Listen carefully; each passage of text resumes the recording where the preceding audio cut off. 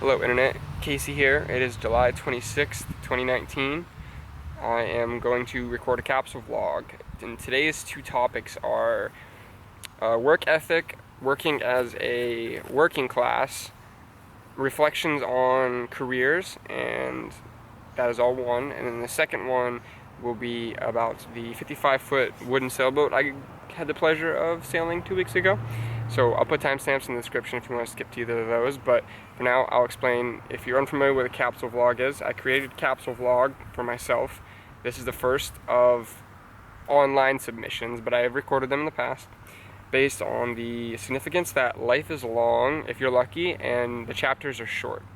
So in reference to people saying that life goes quick. So if you've ever been in a position where you've lived in a certain place or dated a certain person or worked at a certain place and you try to look back and reflect on that, you'll understand that a lot of it kind of blurs together and you maybe forget a lot of things depending on how good your memory is.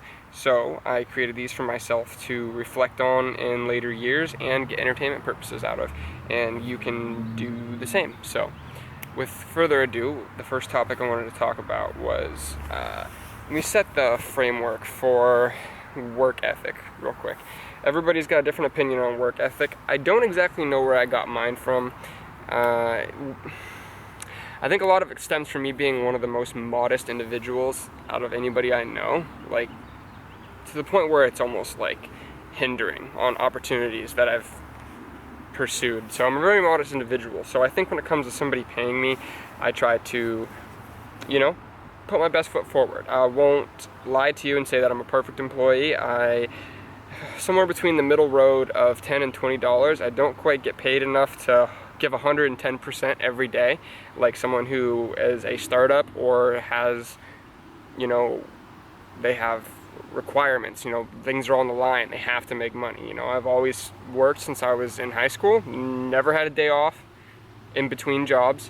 And so I have a relatively solid work ethic, but sometimes you go into work and you're either tired or you're not feeling well and you give 70%. Now for some people maybe that isn't an exception, but good for you. So I genuinely feel like I'm a good employee. I'm always trying to stay busy, yada yada. So for a little bit more infrastructure, I go to a local yacht club that I am a member of, and I am with my father and his significant other. Okay, now she has been working on and off with different serving jobs, and so we go down to this yacht club and she knows people there for whatever reason, doesn't matter. I'm trying to cut some of the fat out of this. She is looking for another job. She's unhappy where she's at, so she goes to apply there, and she's talking to some of these people she knows, and they tell her that on an average night at this place she makes $200 to $300 a day. That's really good money. I mean, depending on what your circumstances in life are or who you talk to, $200 to $300 a night for a server is existential. It's pretty good, unless you're working like a high-class private club that only millionaires go to. You might not make as much as them. I digress. It's way better than Applebee's. Okay, so this makes my blood boil just a little bit because I like to think I work pretty hard for the amount of money that I make, and it's not $200 to $300 a day, I'll tell you that much. So that kind of just has me a little uneasy. So I'm thinking, hey, should I just quit my job and do this? Nonetheless, the next day I come in and I drink a very fair amount of water. I like to stay hydrated. It's good for you. You should too. And I catch, in between bath breaks, the same pair of boots taking a poop 3 to 4 times. Sorry, 3 times. 3 to 4 times is... There is probably more, that's why I say that. And it gets on my nerve a little bit, because this individual makes more money and has more responsibility than me.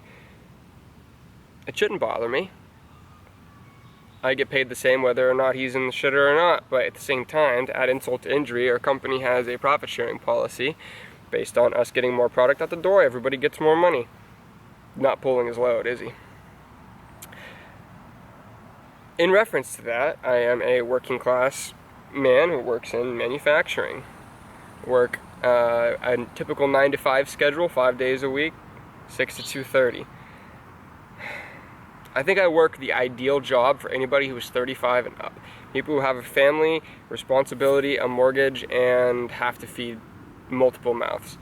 I have excellent job security, decent benefits, and I'm always guaranteed work. I should be happy with that, but I'm not. I just make a steady amount of money. I talk to the same people every day. I don't get to experience new faces, whether they're good or bad, and I don't get to network.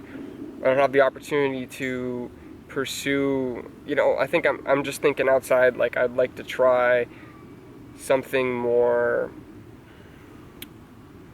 individual, like hobby to dream, you know what I mean? So you would go with, I got a quote once, I think it was from Rogan, where he said, work on your own dream or someone else will hire you to work on it for them. Sorry, work on your own dream or someone else will hire you to work on theirs.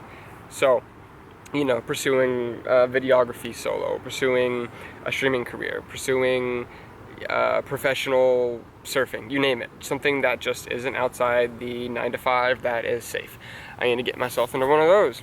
And for anybody out there who's just getting started in the world and viewing this, they're 18, I would say before you have responsibilities, try some of the exotic stuff. Try being try traveling with a circus. Try moving to another state. Do something uncomfortable, because we only have so much time if we're responsible from the time we get out of high school to, let's say, the time we want to slow down at 35 to make risks and be crazy like that. And that's probably when you learn the most about life, not when you're stuck in the same position or cubicle, silent desperation that a lot of people do suffer from. So I am not exactly trapped yet, but I just haven't found my balloon to take me off. But anyways, enough talking about work. If you made it this far, I'm going to talk about Dreamer, a little bit more exciting, a 55-foot wooden ketch, which, for those of you that don't know anything about sailing, I'll try to simplify and be very vague's not the word, but keep it for all audiences. So a 55-foot wooden sailboat, for those of you that are unfamiliar with boat sizes and what the importance of that is.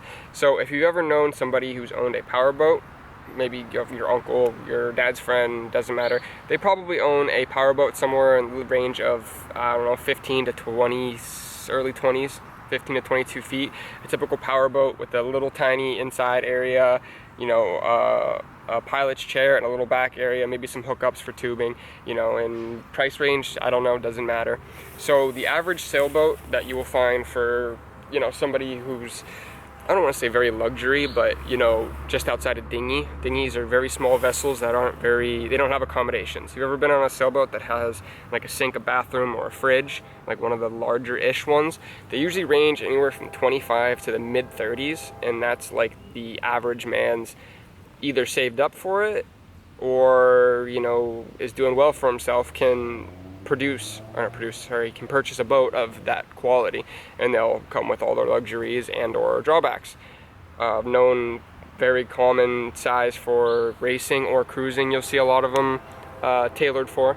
So that being said, 25 to 35 is very common now. If you've ever been on one of those, you understand a lot of them you can live on, and a lot of them are, you can imagine, pretty pricey and pretty nice. Now this one was a 55-foot all wooden sailboat, so you can look it up. It's called Dreamer. Just type in Dreamer sailboat Erie, PA. That's where they dock it, and you can see some photos. It is from 1929. There's a lot of information too if you want to follow up and do your own homework, but it's from 1929, and I had the pleasure of meeting one of the 3 remaining owners, I believe it was, out of our original 12, I believe, that all chipped in to buy it from the yard in Buffalo and restore it to a good quality working condition. So I talked to this gentleman, and he happened to say, hey, go ahead, go sail over there, go talk to them, meet the guy, yada yada. But 55-foot all wood, really old school, like basically the only thing metal on it was like the winches and some of the standing rigging. which standing rigging's like all the lines that go from the side. I'm being very vague for people that don't know sailboats. It would be called, you know, shrouds, stays, you name it, but the standing rigging would be the only thing metal on the boat. And the owner happened to be very opinionated towards plastic boats, which are the very much more common modern boats are fiberglass, and they're completely light and made of, you know, 1/2 inch to 1 inch thick fiberglass, depending on how big the boat is, and then all the modern accommodations. So this was completely wood. I don't know what the hardwood was that it was made out of, but I know he had teak decks, all glossed out, lots of maintenance time. This boat was so big, lengthwise, compared to like its draft, they would call it, which is how far the boat goes in the water. I think it goes a 7-foot draft.